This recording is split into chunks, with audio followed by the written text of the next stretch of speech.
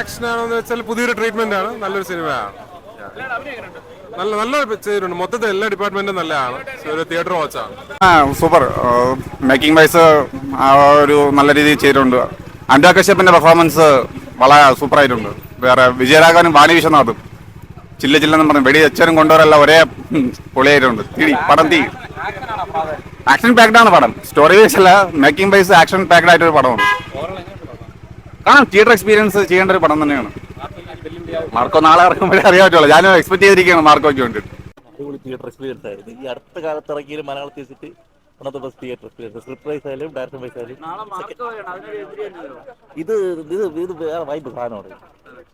ഇതിൽ second half ഒരു രക്ഷയില്ല. ഒരു നല്ലൊരു സ്ക്രിപ്റ്റ് ഉണ്ട്, നല്ല രീതിയിൽ എക്സിക്യൂട്ട് ചെയ്തിട്ടുണ്ട്.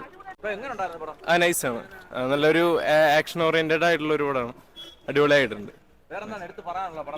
ഫുൾ ആക്ഷൻ, ഒരു വൺ ലൈൻ സ്റ്റോറിയാണ്, ബട്ട് ഫുൾ ആക്ഷൻ ഓറിയന്റഡ് ആയിട്ടുള്ള ഒരു മൂവിയാണ്. നൈസാണ്.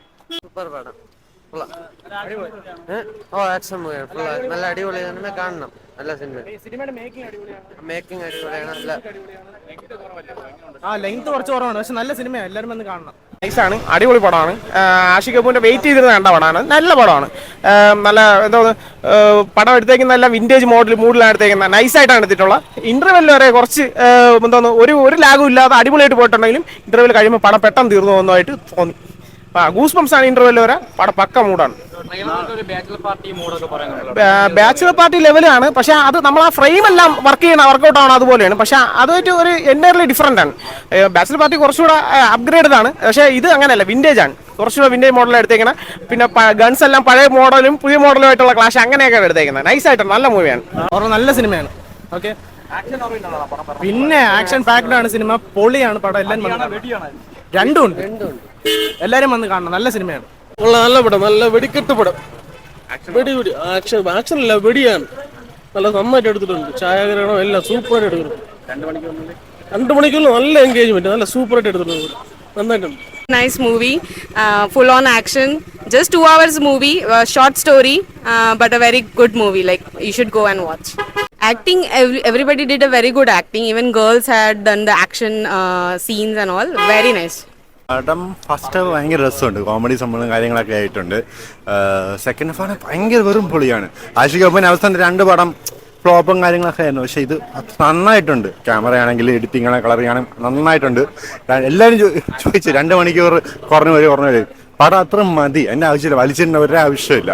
മാർക്കും ഇല്ലായിരുന്നെങ്കിൽ ഇത് എന്തായാലും കയറി, ഞാൻ ഉറപ്പായിരുന്നു. കാരണം എന്താണെന്ന് വെച്ചാൽ നമ്മളെ വിടുതലയാണെങ്കിലും ഒരു എക്സ്ട്രാ ഡിസെന്റ് ആണെങ്കിലും കാലിയായിട്ട് കിടക്കണ്. പല തിയേറ്റേഴ്സും കാലിയാണ്.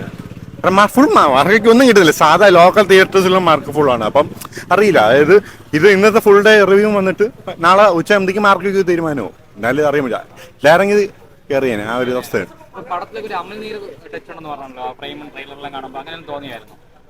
അമൽനീര് ടച്ചല്ല, ഒരു ബോളിവുഡ് ടച്ച് ഉണ്ട്.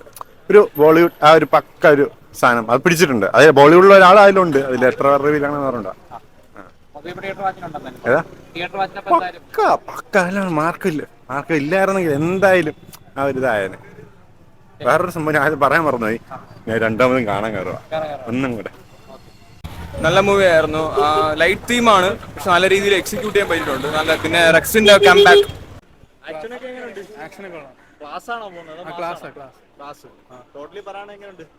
നല്ല മൂവിയാണ്.